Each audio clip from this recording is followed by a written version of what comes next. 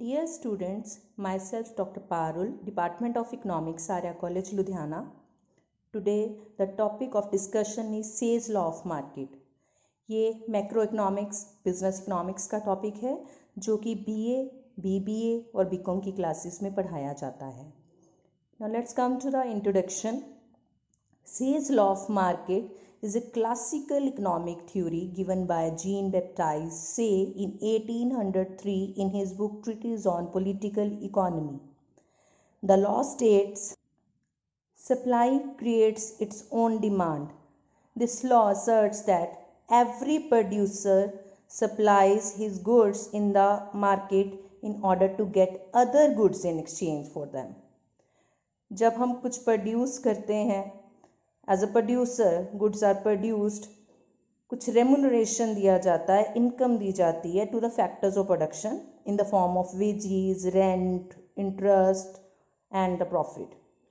ये जो पेमेंट्स हैं, ये जो रेम्यूनरेशन है, that generate income for the factors and they use this income for the purchase of the goods. That's why supply creates its own demand.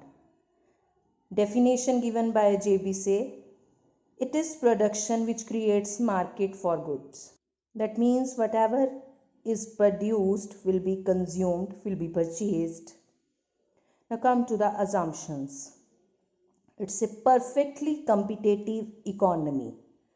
That is the basic assumption. Perfect competition, either it's a product market, labor market or factor market.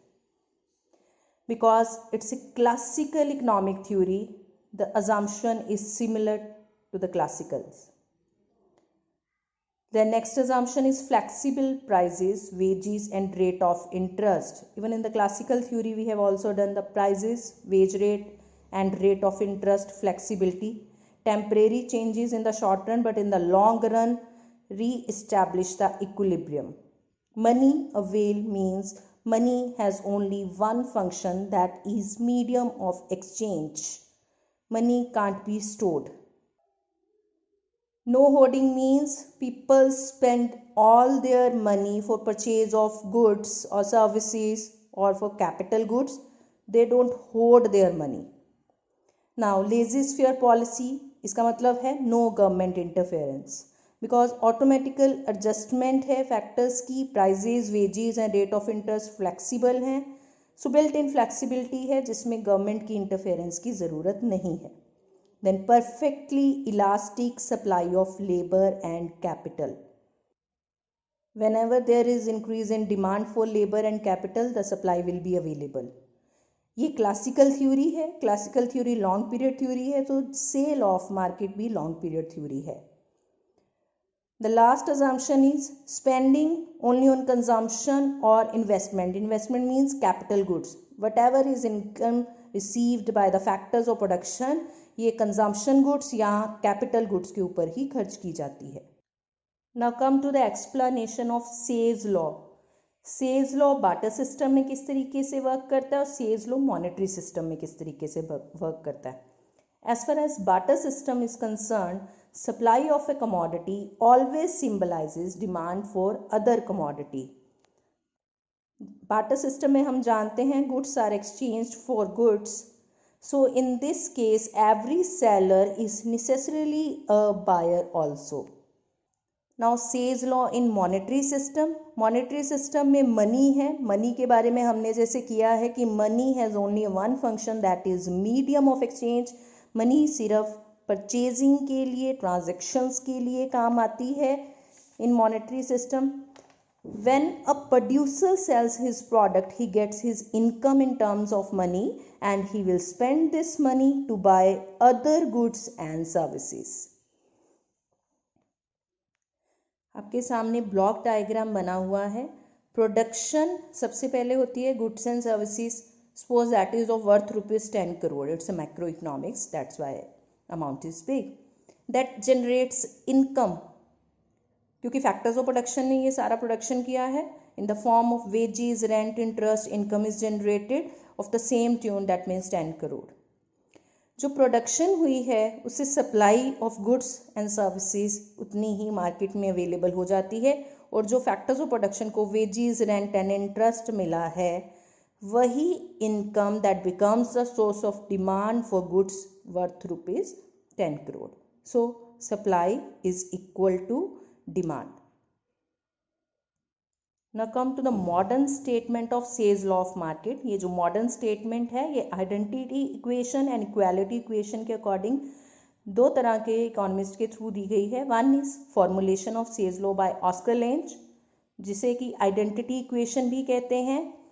इस equation के accordingly, identity equation पहले तो बता दें कि क्या है. That equation which represents to such alternatives as are equal to each other unconditionally by their very definition. That means बिना किसी कंडीशन के aggregate demand becomes equal to aggregate supply. That has been symbolized by this identity sign. यहाँ पे इस diagram के through भी explain किया जा सकता है. 45 डिग्री की लाइन बिल्कुल इक्वेशन इक्वालिटी को शो करती है. Identity, as the supply will increase from B to D, the demand will also increase in the same proportion from A to C. जो पिगू ने स्टेटमेंट दी है उसमें भी एग्रीगेट डिमांड एग्रीगेट सप्लाई के equal है, but that is equality equation. यहाँ पे equal का साइन है. इक्वल का साइन शो करता है कि कुछ कंडीशन के होने पे ही इक्वालिटी होगी.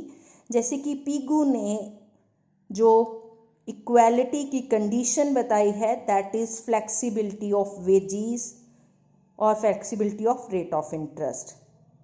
फ्लेक्सिबिलिटी ऑफ वेजेस को इस तरीके से भी दिखाया गया है, N is equal to QY/W. Here QY जो है that is that part of national income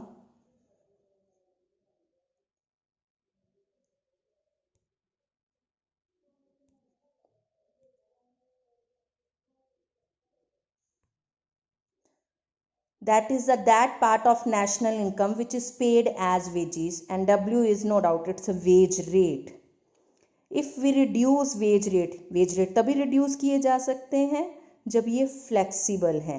If we reduce wage rate, the employment level can be increased. If the wage rate increases, the employment level may fall. Now come to the implications of Say's law of market. It's a two-sector economy. Two-sector economy means production sector and consumption means a household sector. Second assumptions है general overproduction is impossible because aggregate supply is always equal to aggregate demand. तो general overproduction possible नहीं है. कोई surplus नहीं होगा. जितनी supply होगी, जितना प्रोडक्ट मार्केट में सेल के लिए अवेलेबल होगा, उतनी ही डिमांड होगी. सो ओवर प्रोडक्शन पॉसिबल नहीं है. और अगर ओवर प्रोडक्शन पॉसिबल नहीं है, then the next implication that is general unemployment that also become impossible. इसको एक एग्जाम्पल से बताते हैं. सपोज इस साल में प्रोडक्शन बच गई है, मीन्स सरप्लस में है. नेक्स्ट टाइम अगर आपने प्रोड्यूस करना है, सेम लेवल प्रोड्यूस करना है जितना लास्ट टाइम किया है, तो पहले का भी पड़ा हुआ है, अब और प्रोड्यूस करना है, तो उसका प्रपोर्शन ही प्रोड्यूस करेंगे. तो आप एक्स्ट्रा लेबर जो आपके पास है उसको निकाल देंगे, कम लेबर रखेंगे क्योंकि कम प्रोडक्ट को प्रोड्यूस करने की ज़रूरत है, बाकी का पिछले साल का बचा हुआ है. तो अनएम्प्लॉयमेंट क्रिएट होगी.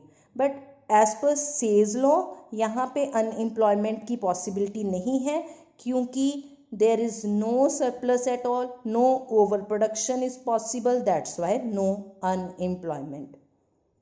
Next implication is automatical adjustment because यहाँ पे built in flexibility है. flexibility of wages, rate of interest and prices सब कुछ automatically adjust हो जाता है. गवर्नमेंट की किसी तरीके की भी इंटरफेरेंस की कोई ज़रूरत नहीं है. Then next assumption is saving is equal to investment. दोनों ही रेट ऑफ इंटरेस्ट का फंक्शन माने गए हैं क्लासिकल थ्योरी में भी. Saving is a function of rate of interest, investment is a function of rate of interest. दोनों एक ही रेट ऑफ इंटरेस्ट के फंक्शन है, तो saving becomes equal to investment. Money is a veil, money is a medium of exchange that shows money सिर्फ transaction के लिए, सिर्फ परचेजिंग के लिए इस्तेमाल की जाती है. The last implication is use of unemployed resources pay for itself. अगर वॉलंटरली अनएम्प्लॉयड काम करना चाहता है, उसको काम मिल जाता है और उसकी इनकम जो उसने प्रोडक्शन में कंट्रीब्यूशन किया उसको खरीदने में काम आती है. That shows use of unemployed resources pay for itself. At the end इस थ्योरी से हम समझते हैं कि सेल्स law of market classical theory है जो कि लॉन्ग रन में अप्लाई होती है, because in the long run aggregate demand becomes equal to aggregate supply. In the short run there may be changes. Aggregate demand may fall short of aggregate supply, but in the long run it will be equal. So Say's law of market that just reflect long term tendencies of equilibrium. Thank you so much.